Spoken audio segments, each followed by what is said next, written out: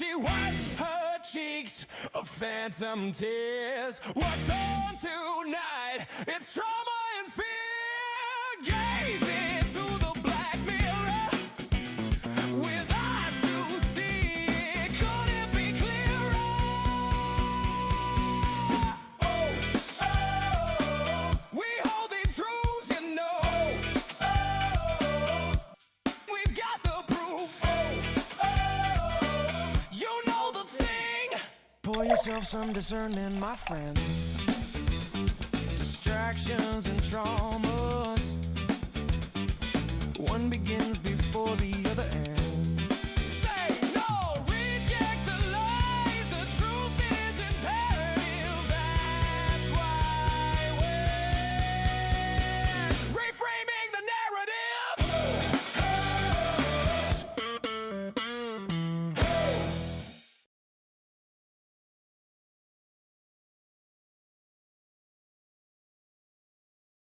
Welcome, everyone, to this week's episode of Reframing the Narrative. And this week, we're going to cover a topic that is really important that I don't think is talked about enough. And in many aspects, the individual elements that go into this topic are covered, I would say, ad nauseum. But to really put everything together into one complete picture doesn't happen that often. And we're going to attempt to do that this week. So, the large broad brushing topic for this week is population control and everything that goes into that. And one thing that was really on my mind since a conversation that Jake and I had last week is the various narratives that are used to keep people from being in a healthy, happy family, to even starting a family, to potentially getting rid of family members before their appointed time. And then even beyond that, all the things that happen in our world to reduce people's lifespan and to keep them on the hamster wheel just long enough to do their work for corporations and the powers that be, but not long enough to do anything useful beyond that, and to retire themselves, go on to the next plane, and bring the next generation of worker bees to repeat the cycle. And so that's really what we want to talk about today. So much that I want to really launch into. But before I do that, Jake, good to see you as always. I'm glad to see that the population control agenda hasn't worked on you. You're still here, you're still living and breathing, and you're part of this conversation. How you doing this week? What a way to introduce me. I love it, PJ. Thank you. Yeah, this is an important topic. And in my personal life, I do not have children, and I blame my focus on other things, on maybe not really emphasizing the goal. It should have been a goal. And I've noticed with a lot of people that are family oriented, it really is. It's something that people aspire to have a family. And in my generation and yours, probably, we're about the same generation, we were not encouraged to be family oriented. So I think everything begins with that. It begins with the whole idea of the world is overpopulated, it's a miserable place, having children is costly, women need to focus on their career and delay childbearing. And then you get into, like, I think with subsequent generations, you get into, well, the world is even worse than we thought because now we're going to bring in carbon emitters and all that involves. And then you get into the bonding or the lack of bonding between male and female members of the species. And you just don't have people settling down to have families except in traditional societies. So in Western modernized industrial societies, we've just seen this agenda really take shape.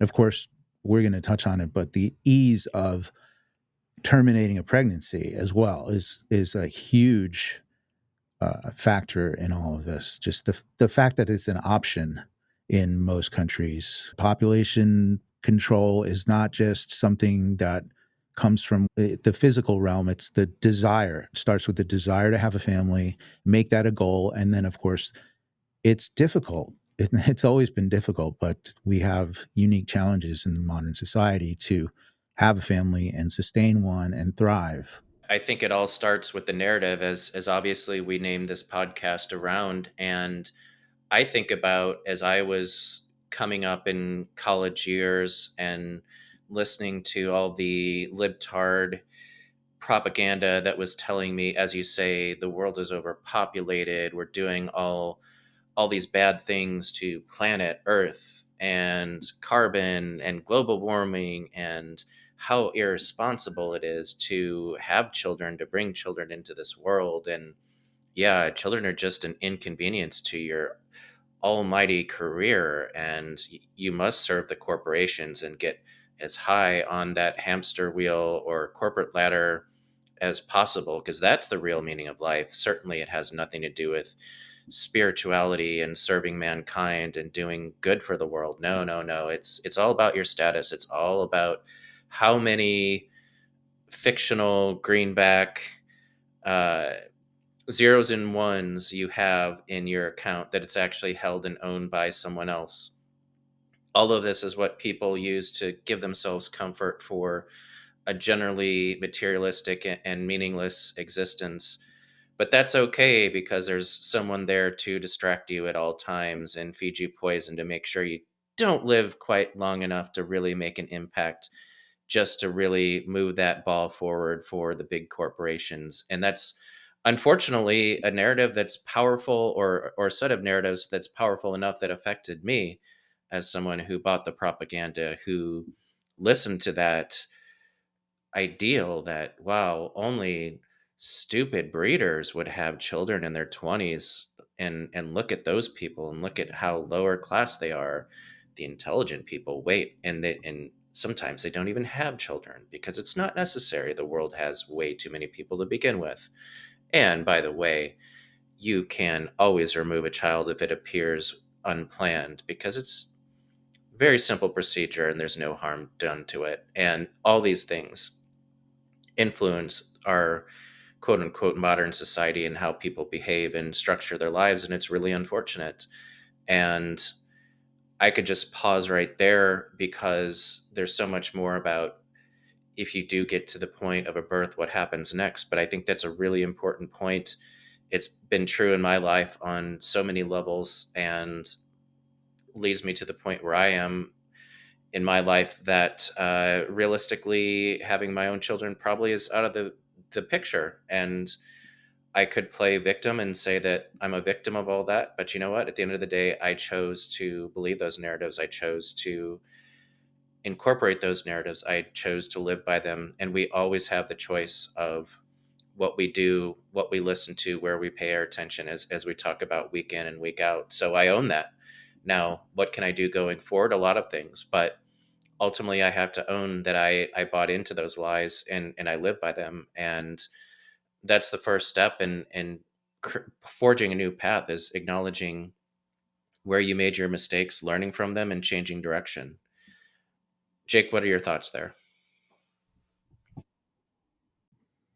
You bring up a really good point about that's one of the narratives, or in it's multifaceted, but the narratives all point to human bad, earth good, don't contribute to the overpopulation and the misery of the world. And that's a narrative, and it's a story we were told, and I bought into it as well. And I would tell my ex-wife back when we were newly married and probably should have been having children, it's not really my goal to bring any life into this world because of the misery. And I didn't even have the global warming narrative or the environmental catastrophe kind of narrative in my head at the time. I don't really even know where it came from. And that's the problem with some of these unexamined narratives. When you accept them and you don't really challenge them and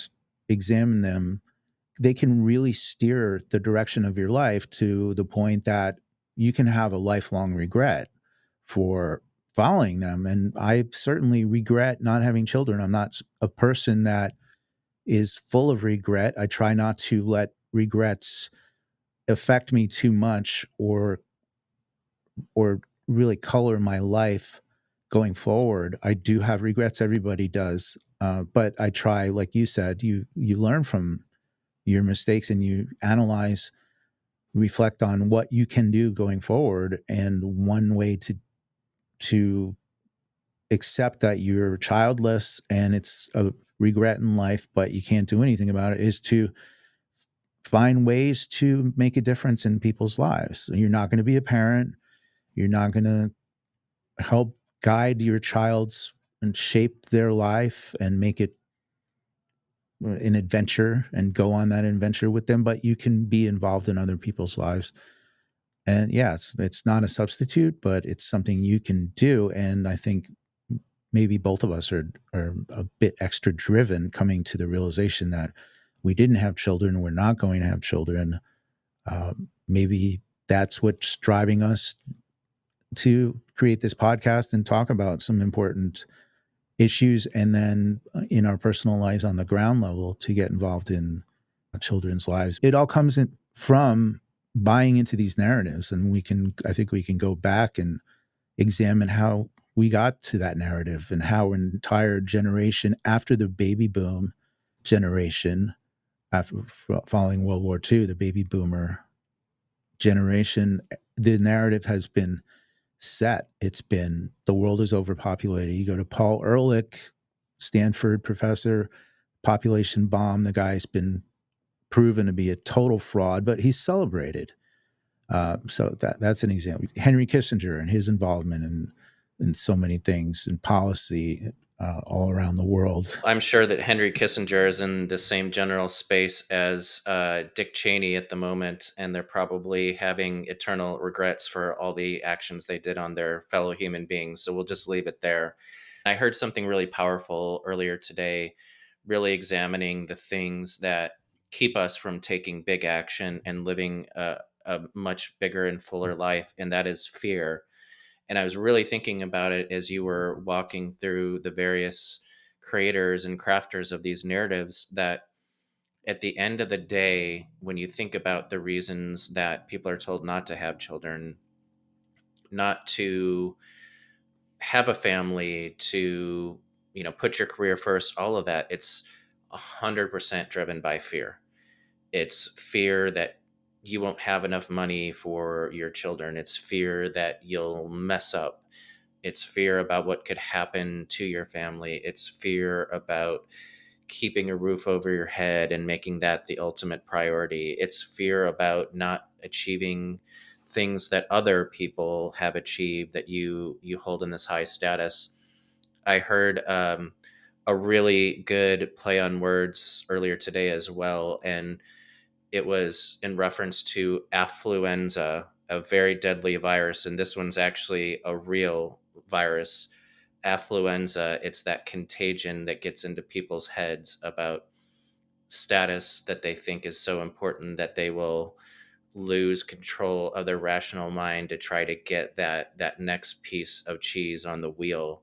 And unfortunately, that motivates people above the core things that we were brought into this world to develop. And one point that's often missed is that life is a gift, not only life for you, but creating life and creating life for others. And so many times we let fear really be the thing that holds us back. And that's in developing a family, that's in developing a life that you own and control, and everything, all the above. And if we really just break it down to that, we have this fear program that has been installed into us from birth and really reinforced through media, through public indoctrination centers, through every bit of narrative in major media and entertainment. It's all leading to the same place in keeping you on a very defined path, whereas there's so many ways that you could have such a great and amazing life and give life, and it's ultimately fear that holds people back.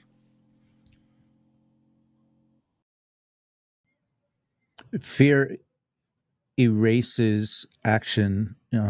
and proactive action and working towards something that you visualize as important to yourself, you end up back on your heels.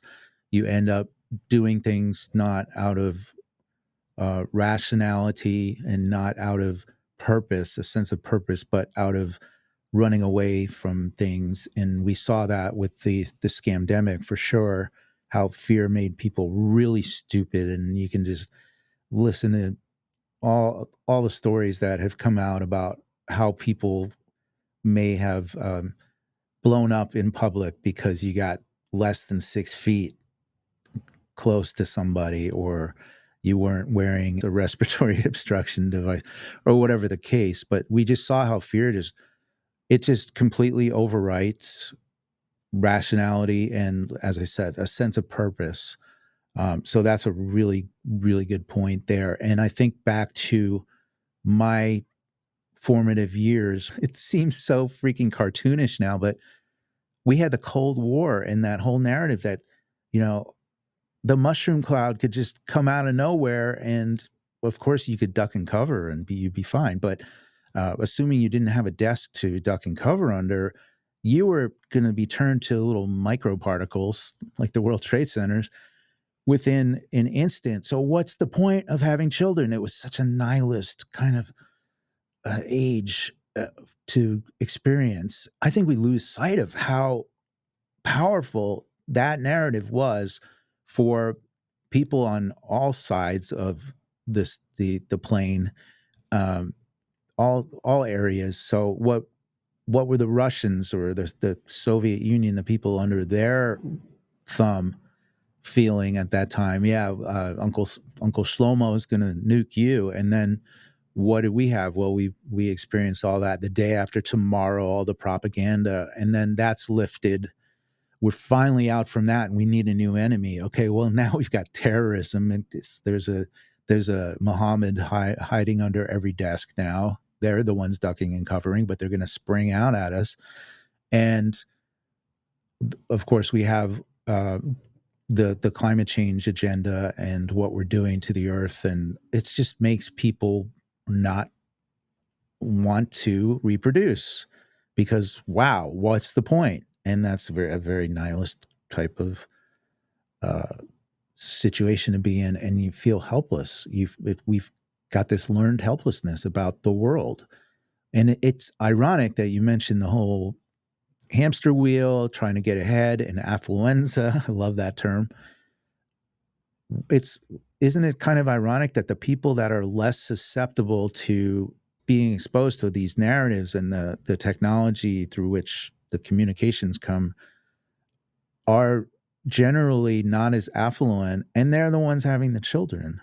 They don't have that fear. They're like, okay, well, maybe there's a little fear somewhere, but it'll work out because family is more important. Having children, raising a family, it's more important than maybe having a couple extra shekels in your pocket. Amen to that. And I mean, just again, I brought it up earlier, that narrative that those people are the lesser of society, that you don't want to be like them, like they're just ignorant, mouth breathing, fill in the blank, right? But that's certainly in my formative college years, that's what I heard either directly or indirectly. And I knew I was too smart to be one of those people. So why would I participate? Why would I start a family right away? It's just a big burden. And if, God forbid, a child came unscheduled, well, there's a convenient way to get rid of it. And there's no harm, no foul, right? I mean, that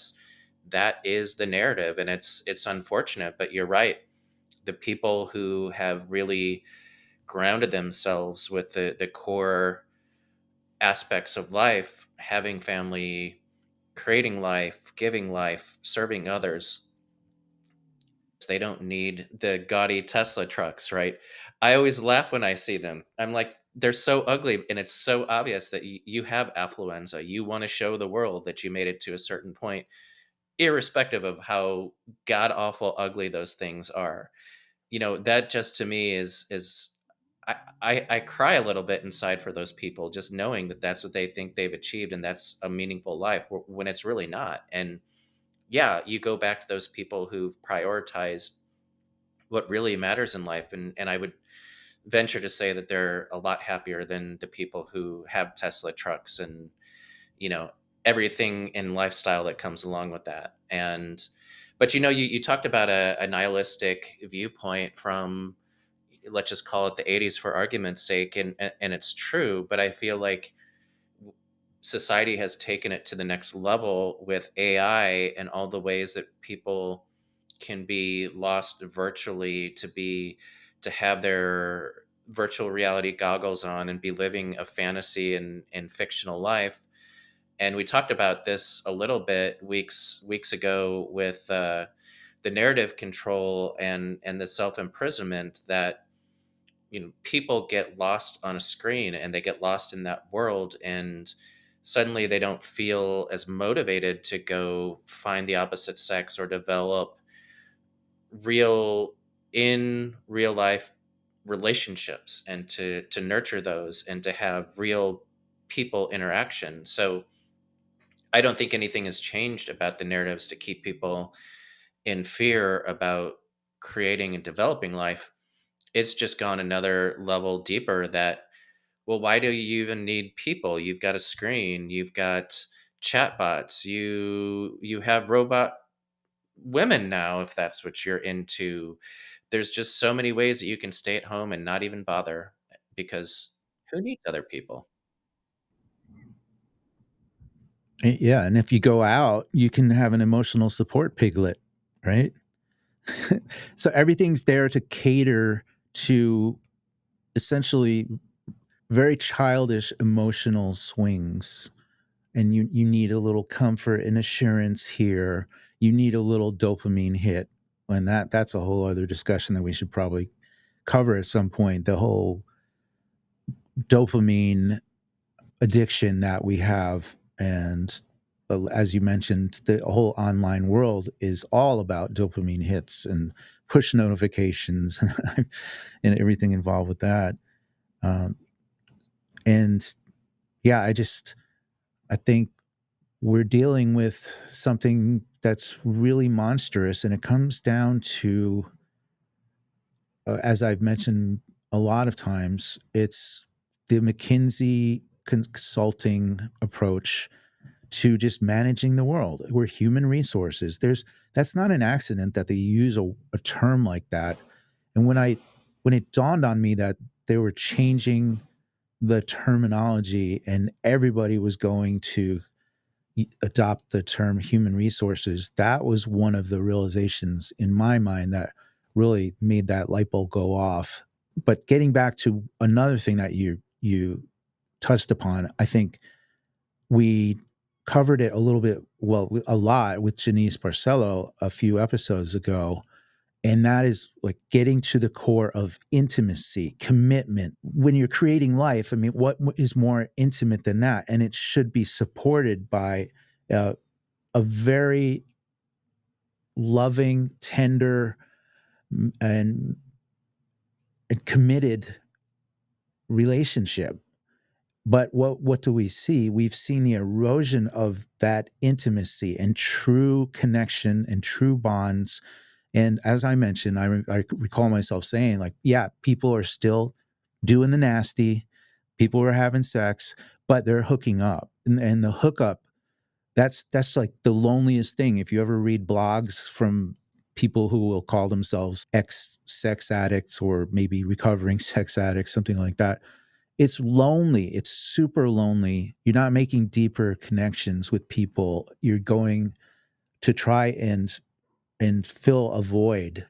And it's so we have this whole idea of the material girl and the boy toy from given to us from Madonna, and that's like the goal you have for the women, and the guys are just like, yeah, I'm a dude, I'm just gonna get together with anything that moves because I'm a dude, and that's what we're told. I think the work of Henry Mackau, if anybody knows his work, I haven't checked it out in a long time, but the way he framed the relationship between a man and a woman and how it should and has worked over the centuries and millennia, it's an exchange, really. The woman gives her vulnerability. She submits herself, and not in a political way, to the male because he's the more powerful.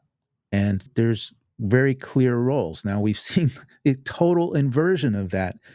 I went to use a restroom yesterday, and oh my goodness, in a Presbyterian church, said we understand the difficulties of the binary of gender.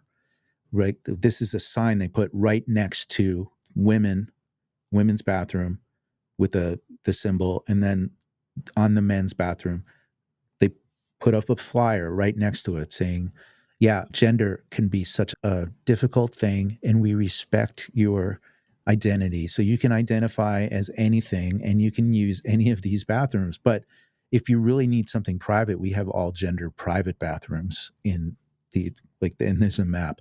But that just goes to show the inversion that we've been put under, and it applies to everything, really. I think that was almost the starting premise of our podcast. It's just everything is a deception, everything's an inversion. So yeah, that really applies to this particular And not discussion for to sure. open a new rabbit hole, but I think it's appropriate to comment, as I have recently, that what you saw at that Presbyterian church really just continues to make me wonder which God the 401c3 churches actually serve and honor.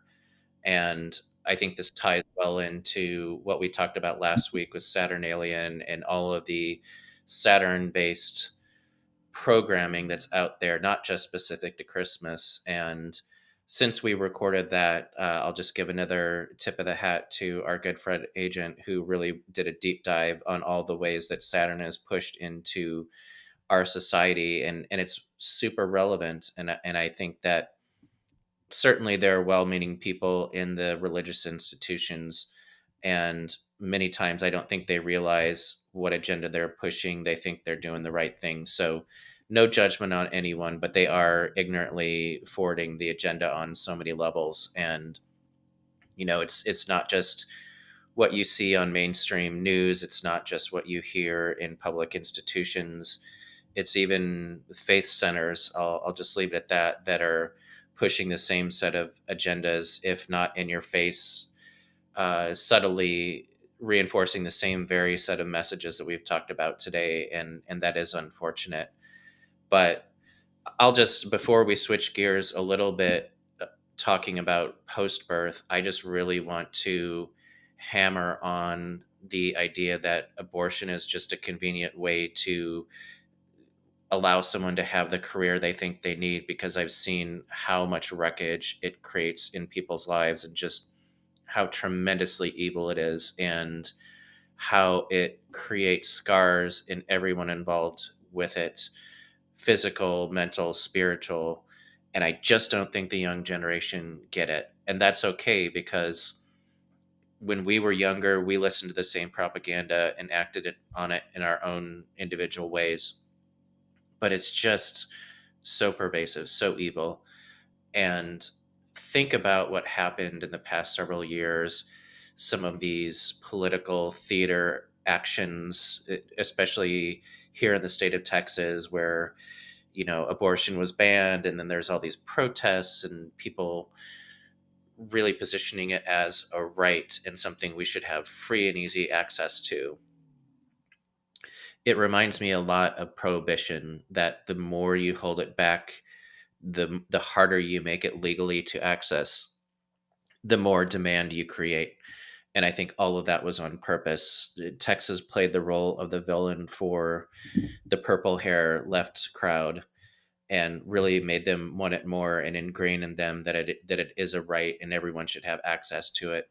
Not even thinking of the fact that it's murdering the gift of life, but this is something that I should have access to, like driving through and getting a burger. I mean, that's really how it's been positioned.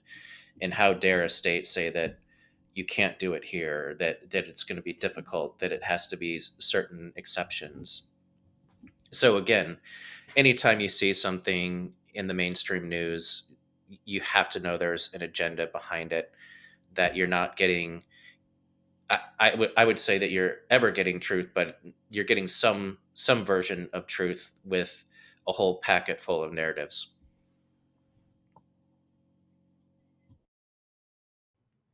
you made the point, just it's like a drive-through. It's been framed in such a way that anybody that is against it is a hater and is evil, and you don't want women to succeed, or you don't want them to have a life. And I think too, people like someone like Joni Mitchell, bad example, but she had probably had a ton of abortions, but at one point she gave up a child for adoption, and she met her daughter decades later. And someone even as liberal as Joni Mitchell, who went completely cuckoo during the scamdemic and didn't want her music on Spotify, she and Neil Young, who sucks, by the way. If you asked her, you think she regrets not aborting that child, having given that life? I'm sure she certainly regrets giving that daughter up for adoption. In retrospect, she was young, but at least she didn't just go to the drive-through clinic, because it was probably a lot more difficult back then. It was a lot more difficult back then. And she carried on, but that stayed with her. And now she has a relationship with that daughter. And if you weigh the possible termination in that pregnancy with having given up that child and not raised it, but that child is now part of her life, well, she certainly doesn't regret having that child, and the path that that led to. I just think of so many possibilities like that. Like, I personally know people that have had abortions, and it physically affected them, and it certainly remained with them, and it haunted them in their minds. And how do we get there? Just, yeah, sometimes it's inevitable. Sometimes pregnancies terminate themselves. I have other friends who have tried to get pregnant and have been unable to carry them to term. And then just, yeah, they were never successful in having a baby, and they've tried, and now the clock is run out. So things happen, but then we can examine what is it about our environment these days. The toxicity everywhere, the bad food, the injections, the environmental poisons everywhere. And I think psychically as well, just there's toxicity everywhere. And it all conspires to lead to, in the developed world, people are just not bonding and they're not having children. So that's where we are. It's been very successful. And of course, we see in the world's, they say, most populous country, the one child policy introduced by none other than Heinz Kissinger when they opened up China, so to speak, and in around 1972, when Kissinger went as Nixon's emissary as Secretary of State, that was one of the terms. Like, well, I don't know exactly what he said, but he probably said, we'll give you X number of barrels of oil. It will send advisors to set up your modernized factories, and you give us a one-child policy. And that was hugely successful as far as stemming the population growth in China. And now we can look at the societal impact of that. So China is, it's a very strange dynamic in society, having one child per family. And then, of course, you get into the desire to have a male child versus a female child, a daughter, because you only have one shot. Hat tip to Eminem on that one. But so what does that lead to? Well, in the countryside, it led directly to infanticide. And then you have the disproportionate number of males competing for women in society. That's an unusual dynamic, but it all stems from the importation of this idea that, well, we can't feed our country with a large population, and it came from Henry Kissinger and the West. Yeah, and China is definitely testing grounds for all of the terrible ideas for Agenda 2030 and the New World Order, whatever you want to call it. And certainly population control was kicked off there. But we saw during the scamdemic that also just draconian levels of surveillance and medical tyranny were pushed and demonstrated there first before really being propagated throughout the world. And yeah, it's unfortunate. I feel bad for the people of that country because number one, they don't know any different because they've never heard any different in a lot of cases. And the media is very censored there, very controlled. And then if you step out of place, you don't want to be the nail that sticks up too far and gets hammered, right? I mean, it's very much a society of don't be unique, don't stand out, because those are the people who get isolated and punished. And that's unfortunate. But switching gears back to, you were touching on all the toxicity in the world, just thinking about what happens for those people who do choose to carry to term and bring a child into the world. I want to tip my hat to Conspiracy Sarah, who wrote a really powerful piece that we'll review on an upcoming series on Substack. Check us out soon. We've got a new Substack review series we're going to be kicking off here shortly, and that'll be one thing we talk about. But in brief, Conspiracy Sarah wrote this great article towards the end of October called I Almost Lost My Son. And it's just a gripping tale of the coercion that happens to parents to force them to vaccinate their children even when their instincts say otherwise. And I think that that's just the larger point, without going into the details of that article, is that anywhere you turn, if you have suspicions that this might not be good for your child, you're being told by your doctor, you're being told by your parents, being told by the media that doing anything less is irresponsible and you're putting your child and others at risk, when the reality is the data is just clear as day for anyone with eyes to see how this constant injection of poison creates all of these health issues that are lifelong and ultimately leads to a shorter lifespan in one way or another. And that's just the introduction out of the womb. Hello, your name is this. We've tagged your foot. You have a birth certificate that makes you somehow part of the state, and that's its own rabbit hole. But just being very clear that you are now part of the system. Oh, by the way, you have this weak immune system that requires the injection of heavy metals and God knows what from cell cultures that is somehow supposed to make you stronger to endure the so-called viruses that are out there looking to make you their host and create harm in your life. And all these things are just the very introduction to the world. And now you are behind the eight ball because you have heavy metals and poisons coursing throughout your body before you even have a chance to learn your first word.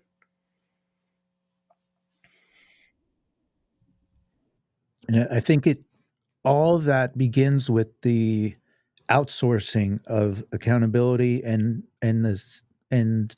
the reception and processing of knowledge that with the introduction of the Rockefeller medical paradigm, thank you Flexner report, and also the public education system and then the mass media, we're so much more susceptible to just outsourcing. And one thing, as you've touched upon, is that you outsource your physical sovereignty, the health of your person, to authorities, medical authorities in this case.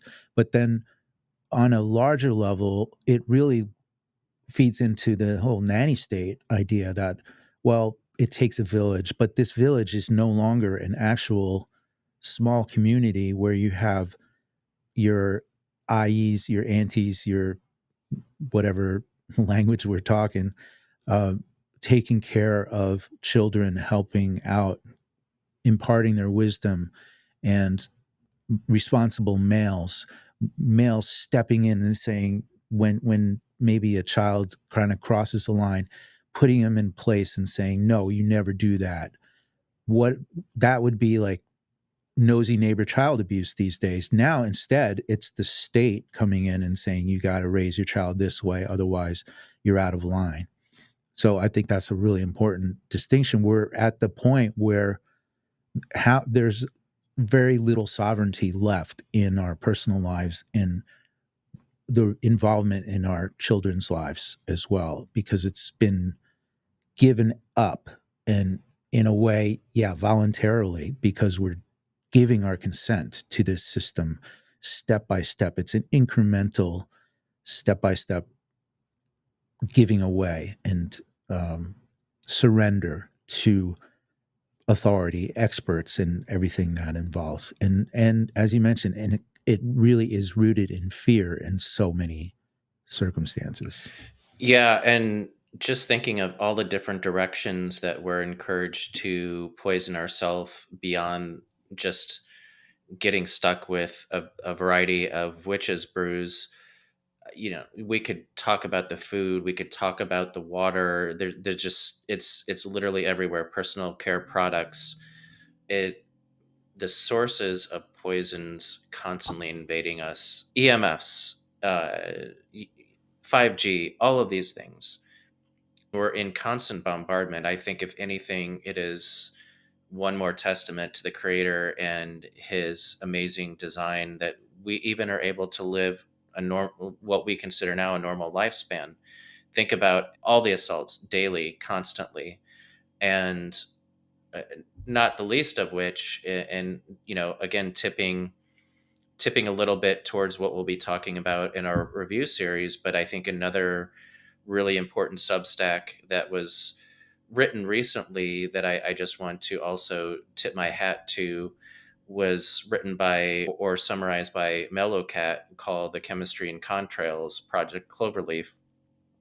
And that really goes into some documents that she uncovered that talked about witnesses to chemtrail programs, and how intimidation and just subversion have led to this constant barrage of heavy metals being sprayed on people, and sometimes under the guise of environmental control, and sometimes with no guise. But I mean, that's just one more example of all the ways that we have around us to try to, getting back to the theme of this podcast, is population control, to just continue that constant assault of poison and toxin. Not so much that it kills us directly, but just make sure that we live just long enough to fulfill our duties as a worker bee, but not longer than that. And it's just really mind blowing. I guess, Jake, when you think about all the different ways that we're, under attack, what is nearest and dearest to you? What is another agenda we need to push back against?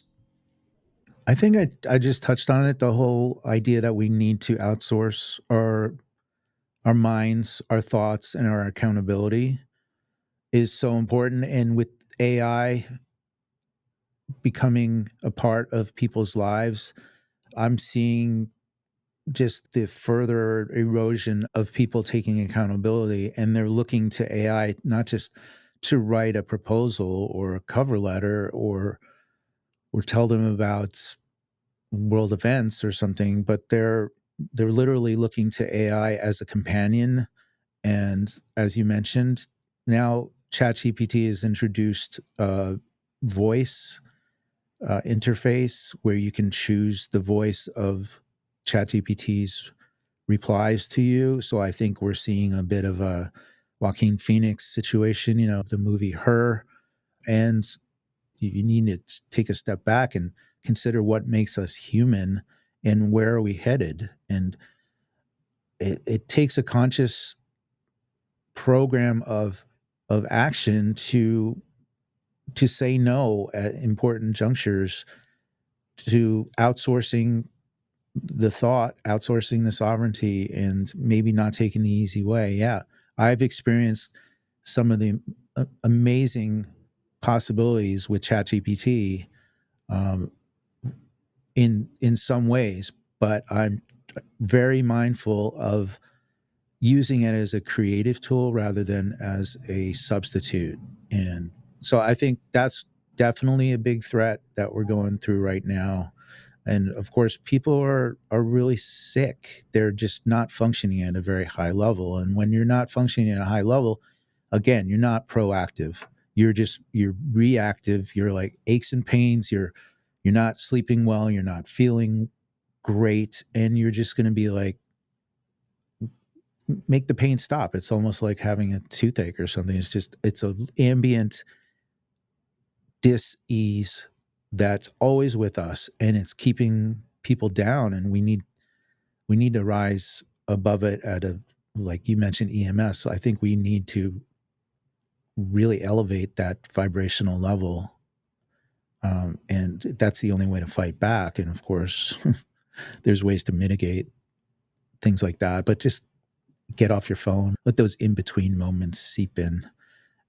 One last thought, as you were speaking, I was thinking about they've, whoever they are, have really engineered society to model, really follow the General Motors model of planned obsolescence, right?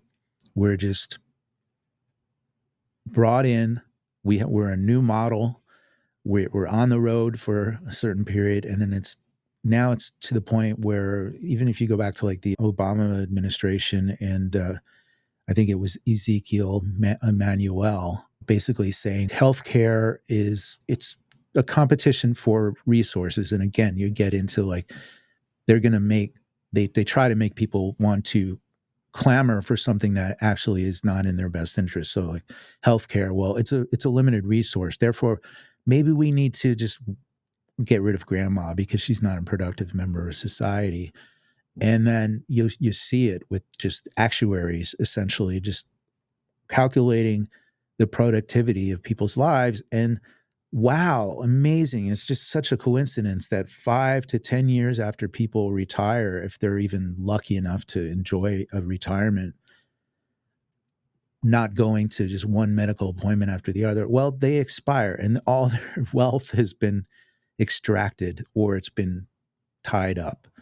So we're dealing with a really, it's a pervasive agenda that started in the 20th century, and it's really rolling right now. It's got great momentum. So I don't know where we go from here, but it starts with really awareness. So awareness back 20, 30 years ago would have helped me change my priorities, would have helped me set my sights on the important things, including having a family and no regrets. But yeah, that perception, it begins with that, and then perception leads to action. So true, and so good. I'll just say that as a comment to what you were saying about people get into retirement age and they're just saying, make the pain stop.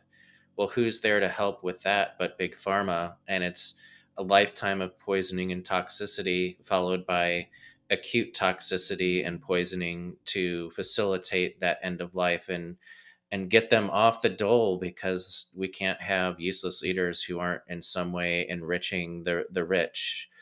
And yeah, and then of course many schemes to take their hard earned wages and savings and investments and somehow siphon them off to the people who gave it to them in the first place. It is quite a vicious circle.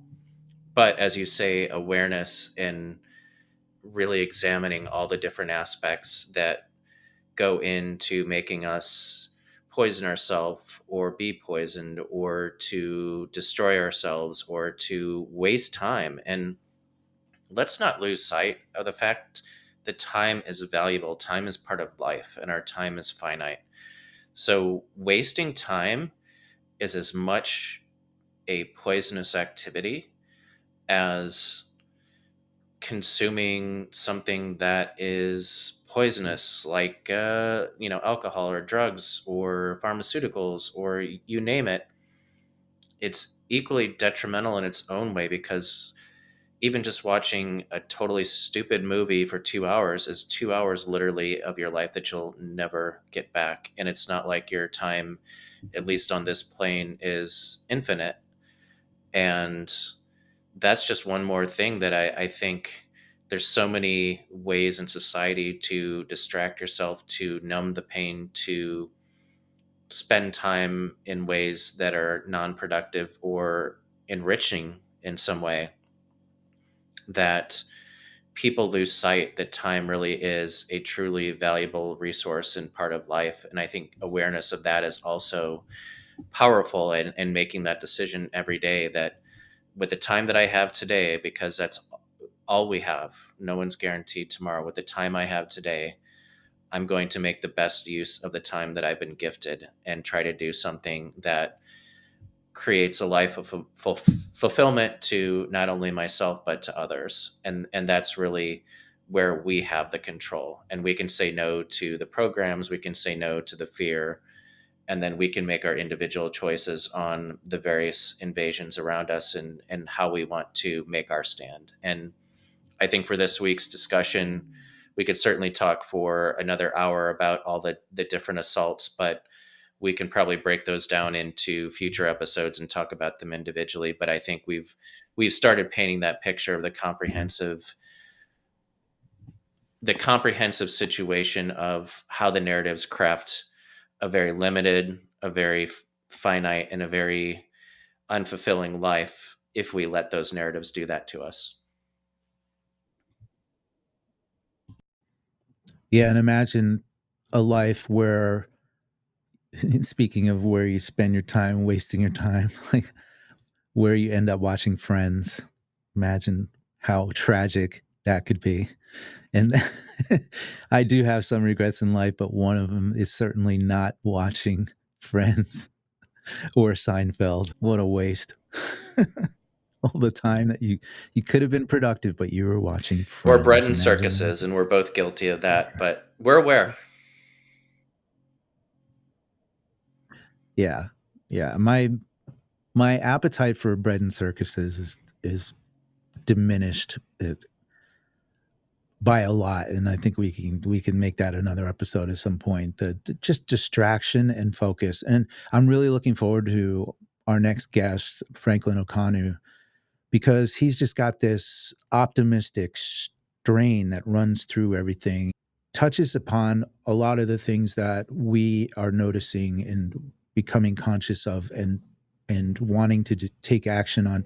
But he, as a new-ish father, it's made him optimistic, and I will be touching on that. I'm really looking forward to that because I think that he can provide some insight into, how you deal with this world when it's a world of toxicity. It's a world that's kind of, the deck is a little bit stacked against you, but you don't get satisfaction, gratification from making no effort. So maybe it's designed to really reward the people that make an effort, and that would be my encouragement to people: make an effort because it's really worth it. And even if you end up smacked back in in a setback, maybe you learn from that and you get back up and you take the Failure next is shot. only failure if you don't learn from it. And failure is a necessary element on the way to success. True fact. Great comments there, Jake. I think this is a great wrapping up point for this week's episode. So much more we could say, but I think we've made our point for this week. As Jake has mentioned, we have a really exciting guest in Franklin O'Connor coming up, and we really look forward to speaking to him. And we have more guests planned for the future beyond that. So stay tuned and join us next week when we'll have more. Until then, be careful where you're paying your attention.